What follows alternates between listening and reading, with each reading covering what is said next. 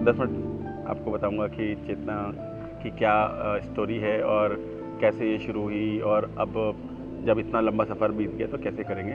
लगता ही नहीं है कि जो एक छोटा सा एक प्रयास हमने शुरू किया था पन्नगर में 1991 में, जब एक चेतना स्टूडेंट विंग की तरह काम करने लगी, और आज एक बहुत ऐसे गंभीर विषय चाइल्ड राइट्स जैसे मुद्दों पर और बच्चों के अधिकारों के लिए, स्ट्रीट चिल्ड्रन के लिए काम कर रही है। तो मुझे लगता है कि ये सफ़र निश्चित रूप से बहुत चुनौतियों भरा रहा, इतना आसान नहीं था।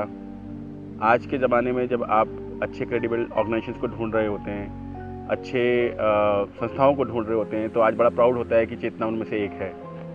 और बहुत सारा अगर आप देखें तो ये जर्नी जिसमें लोग जुड़े, शुरुआत अगर हम देखें तो 5 लोगों ने ये शुरुआत की, और 5 लोग साथ बैठे और एक छोटी सी टेबल के अक्रॉस हम लोगों ने चर्चा करना शुरू की कि क्या करेंगे। और वहाँ से ये तय हुआ कि क्यों ना हम स्ट्रीट चिल्ड्रन जो कि मोस्ट वल्नरेबल हैं पूरे हिंदुस्तान में, उनके ऊपर बात करें। और सितंबर 2001 से हमने ये शुरू किया, और इनफॉर्मल पहले शुरू किया, और उसके बाद 2002 में हमने इसका रजिस्ट्रेशन कराया 8 मार्च को। बहुत सारे दोस्त जिन्होंने इसमें मेरा सहयोग किया, श्री जगदीश सिंह बिस्ट हैं, या हमारे वेद प्रकाश जी जो हमारे चेयरपर्सन हैं, या और भी जो लोग बीच में आए, भारती शर्मा जी, ये वो लोग थे जो स्तंभ रहे इस चेतना के। इन लोगों ने अपना पूरा समय, अपनी पूरी ऊर्जा, पूरी जितना भी वो कर सकते थे उन्होंने दिया। अगर एक उतार चढ़ाव देखें तो 2001 से शुरुआत हुई, 2005 तक हम लोग कुछ कर रहे थे, और हम लोग कोशिश ये कर रहे थे कि अच्छे से अच्छा कोई ऐसा मॉडल खड़ा करें जो स्ट्रीट चिल्ड्रन की हर एक समस्याओं को एड्रेस करता हो, चाहे वो नशा हो, चाहे वो उनका स्कूल ना जाना हो, चाहे उनका स्वास्थ्य हो, चाहे उनके अधिकारों का शोषण है, उनके प्रोटेक्शन के विषय हैं, वो रेलवे स्टेशन पे रहते हैं, वो किसी ढाबे या कारखाने में काम करते हैं, इतने सारे विषय।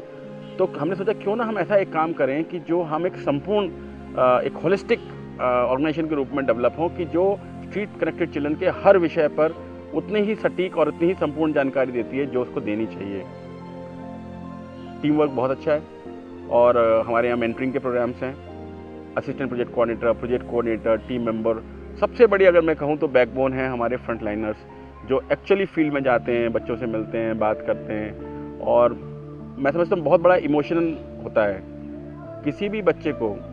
एक बच्चा जो घर में रहता है उसके लिए हम 18 साल परवरिश करते हैं, 20 साल परवरिश करते हैं, और एक बच्चा जो सड़क पर रहता है उसको कोई पूछने वाला नहीं है। तो मेरे ख्याल में चेतना वो गैप फिल करती है, चाहे भले ही वो 1 साल, 2 साल, 4 साल, जितने भी संपर्क में वो बच्चा हमारे साथ रहता है, वो एक नई बात, हर दिन एक नई बात, हर दिन, हर समय, मतलब चाहे वो अधिकार हो, चाहे शिक्षा हो, वो सीखते हैं। मुझे लगता है सबसे बड़ा जो काम है ना चेतना का, वो है टर्निंग पॉइंट लाना किसी बच्चे की लाइफ में। हम टर्निंग पॉइंट लाते हैं, हम कुछ ऐसा करते हैं कि उसके बाद उस बच्चे की जो दिशा है वो बदल जाती है, वो सही दिशा पर चलने लगता है, और शायद उसके बाद हमारी ज़रूरत भी नहीं पड़ती। परेशानियां बहुत आती हैं, परेशानियों में अगर आप देखें तो हमें लीगल केसेस हैंडल करने पड़ते हैं। 100 के लगभग ऐसी FIR है जिसमें चेतना ने रजिस्टर्ड की, और उनका कोई ना कोई संबंध हमारे यहाँ आता है। हमें बड़े चाइल्ड प्रोटेक्शंस का ध्यान रखना पड़ता है, छोटी सी एक घटना हमें किसी मुसीबत में डाल सकती है।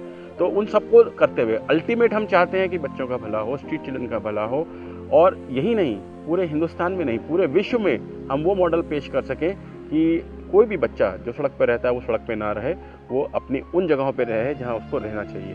अंतर्राष्ट्रीय स्तर पर भी काम है, और बहुत सारे काम हमारे अगर देखें UN जनरल कमेंट हो, या हमारे अनफॉर्चुनेटली जब बात कहीं विदेश में होती है तो थोड़ी ज़्यादा सुनी जाती है, और शायद यही है कि चेतना ने भी बहुत सारे ऐसी कोशिश की है, बहुत सारे ऐसे वर्कशॉप अटेंड किए हैं, लंदन में वर्कशॉप्स किए हैं, जहाँ पे हमने इस मुद्दे को पुरजोर तरीके से उठाया है। इवन जेनेवा में, UN में बहुत अच्छे से उठाया है, और बहुत कंस्ट्रक्टिव तरीके से उठाया है। पूरी कोशिश कर रहे हैं, चाहे वो व्यवस्था हो, चाहे वो सरकार हो, चाहे वो एडमिनिस्ट्रेशंस हों, ऑफिशियल्स हों, सब अपना काम करते हैं। तो हमारी कोशिश ये रहती है कि उनको एक अच्छे का स्वाद देना। अभी मेरी भाषा में कहें तो टेस्ट ऑफ गुड। अगर आप अच्छा चख लेते हैं तो आपको ये पता लगता है कि ये काम आपको प्रसिद्धि भी दिला सकता है, ये काम आपको सुख देता है, ये आपकी जिम्मेदारी का आपको एहसास कराता है। हम कोई दया भाव नहीं कर रहे हैं, ये हमारी जिम्मेवारी है जो हमें करना चाहिए। तो शायद यही भाव है कि चेतना पूरी कोशिश करती है कि एक सकारात्मक अप्रोच रखे, बिल्कुल सकारात्मक अप्रोच रखे।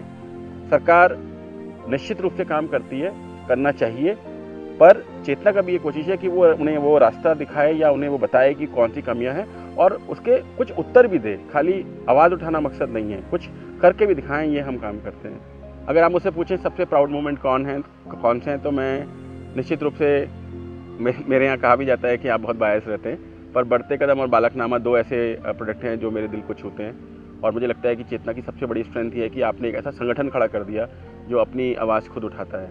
बालकनामा के रिपोर्टर्स खुद अपनी आवाज़ लिखते हैं। मीडिया, मैं समझता हूँ कि बहुत ही ज़बरदस्त रोल प्ले किया है मीडिया ने, और शायद वो इसलिए भी किया होगा कि बहुत कंस्ट्रक्टिव स्टोरीज़ हैं जो हमने दी हैं। बहुत सारी ऐसी खबरें जो आम आदमी जानना नहीं चाहता या सुनना नहीं चाहता, चाहे वो बच्चों के मुद्दों से हों, चाहे वो बच्चों के काम से हों, चाहे उनके हौसले से हों, हर तरह की खबर कोशिश की हमने मीडिया को उनके बारे में बताएं। तो मुझे लगता है media has played a very good role in this journey.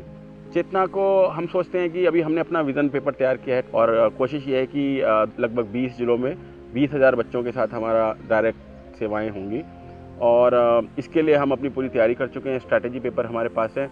मैं समझता हूँ चेतना में बेस्ट पॉलिसीज़ हैं, कोई ऐसी पॉलिसी नहीं है जो हमें किसी एक संस्था में होनी चाहिए, और वो प्रैक्टिस होती हैं। अब हम धीरे धीरे सिस्टम्स की तरफ बढ़ रहे हैं। मुझे लगता है कि चेतना ने अपने उस मुकाम को आज प्राप्त कर लिया है कि जब वो एक ऐसे जंपिंग बॉक्स पे बैठी है कि अब वो निश्चित रूप से काम आगे बढ़ाएगी। और हमारी जो अर्ज होती है हमेशा, अगर आप मुझसे पूछें कि तुम क्या चाहते हो, तो मैं चाहता हूँ कि चेतना की सेवाएं ज़्यादा से ज़्यादा स्ट्रीट चिल्ड्रन को फ़ायदा पहुँचाएँ। वो कहीं के भी हों, चाहे वो दिल्ली के हों, नॉर्थ के हों, साउथ के हों, वेस्ट के हों, क्यों नहीं हम ज़्यादा से ज़्यादा सेवाएँ उन तक पहुँचाएँ। क्यों ना हम कोलैबोरेटिव मॉडल्स की बात करें।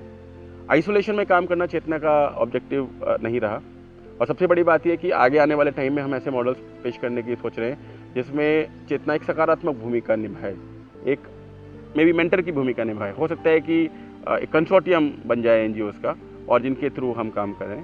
हम अपनी लर्निंग्स के लिए बड़े ओपन हैं। लर्निंग्स ऐसा नहीं है कि चेतना की प्रॉपर्टी है, बहुत ओपन है। कोई भी हमसे बात पूछ सकता है, कोई भी हमारी जानकारी ले सकता है। हमने बहुत सारी पॉलिसीज़ में डाला है। आप हमारे कोई भी डॉक्यूमेंट उठा कर दे सकते हैं, कहीं पर भी क्रेडिट ऐसे नहीं लिखा रहता कि सबके जन्म साधारण के नाम हमारे क्रेडिट्स होते हैं। तो मैं समझता हूँ कि ये अपने आप में एक सोच है जो हमारे बोर्ड ने पैदा की है। गवर्नेंस निश्चित रूप से एक रोल प्ले करती है, और ये मैं बहुत गर्व से कहता हूँ कि हमारे जो बोर्ड मेंबर्स हैं वो बड़ा अच्छा समय देते हैं, और सबका अपना एक रोल है। ऐसा नहीं है कि चाहे वो फाइनेंस की बात हो तो जदीद जी देखते हैं, और चाहे वो हमारी ओवरऑल मेंटर हैं जो डॉक्टर मिसेस विकास गोस्वामी चेयरमैन रहीं, और काफ़ी एनजीओज़ का अनुभव उनका रहा। रुचिरा गुजराल जी हैं जो यूनिसेफ में काम करती हैं, और बड़ा अच्छा उनका कॉर्पोरेट पार्टनरशिप का बड़ा अच्छा मॉडल उनके पास है। और देखें तो वेद प्रकाश जी हैं जो हमारे चेयरपर्सन हैं, और एमिनेंट इंडस्ट्रियलिस्ट हैं। उनको पता है एक टीम का दर्द क्या होता है, उनको पता है टीम के सिस्टम्स कैसे बनाए जाते हैं। तो मुझे लगता है एक बहुत ज़बरदस्त बोर्ड हमारे पास है जो ये हर पल ये तय करता है कि कोई भी छोटी सी भी गलती ना हो। हाँ, सेकंड लाइन निश्चित रूप से एक चैलेंज है, और चेतना उस पर प्रयास कर रही है। सेकंड लाइन मैं ऐसे नहीं देखता हूँ कि कोई पारिवारिक व्यक्ति होगा जो आगे इस चेतना को चलाएगा। निश्चित रूप से इन्हीं में से जो हमारे साथी हैं जो अपना समय लगा रहे हैं, उन्हीं में से कोई आगे बढ़ेगा, उन्हीं में से कुछ लोगों का कंसोर्टियम आगे बढ़ेगा जो इसको लीड करेगा। मुझे लगता है कि आपकी मदद की ज़रूरत हमें पड़ेगी, उन बच्चों के लिए पड़ेगी जिनके लिए हमने ये विज़न उठा रखा है, और उसमें आप मदद कर सकते हैं। कई बार मैंने देखा कि जो लोग पूछते हैं क्या मैं कुछ कर सकता हूँ, क्या मैं मदद कर सकता हूँ चेतना की, तो मैं हमेशा एक बात बोलता हूँ, यही समय है जब आप कुछ कर सकते हैं, यही तो लाइफ है, उसके बाद क्या होगा। कई बार होता है कि हम सोचते रह जाते हैं कि करना है करना है करना है, तो आप अपने विज़न को, आप अपने दर्शन को चेतना के थ्रू भी जी सकते हैं। आप आगे बढ़ें, बच्चों की मदद करें, आपके पास कोई ऐसा प्रोग्राम हो, प्लान हो, वी आर ओपन। आप अपनी बात रखें। टीम मैं समझता हूँ चेतना की ब्रिलियंट, चेतना की टीम के लिए जितनी तारीफ़ की जाए उतनी कम है, और पूरा जी जान लगा देते हैं। कई बार तो लोग मुझसे पूछते हैं पूरे दिन काम करते हैं, पूरी शाम रात। आजकल तो व्हाट्सएप का ज़माना है, तो संदेशों का आदान प्रदान होता रहता है, और ऐसा इसलिए कि शायद सबको एक चस्का लग गया है एक अच्छे काम को, एक ऊंचे लेवल पे ले जाने का, एक अच्छे लेवल पे ले जाने का, लोगों को बताने का कि ये क्या काम है, कितना महत्वपूर्ण है, क्यों करना चाहिए। सिर्फ इसलिए नहीं कि you are paid for your work, but it is your responsibility, you have to do it. So I would say definitely Chetna team is doing wonders in this entire initiative. And I would like to say thanks to all our supporters, donors. You cannot work without donors. You have to have some people in your organization or in your life जो आपके बुरे समय में आपकी सहायता करते हैं। तो मुझे लगता है डोनर्स का बड़ा भूमिका है, और जिन्होंने ट्रस्ट किया, और ट्रस्ट इसलिए भी किया कि शायद उनको लगा कि चेतना में एक पोटेंशियल है, उनको लगा कि चेतना ही है वो ऐसी संस्था है जो ये काम कर सकती है, इसलिए उन्होंने वो सपोर्ट किया। तो निश्चित रूप से डोनर्स की बड़ी भूमिका रही इस जर्नी में।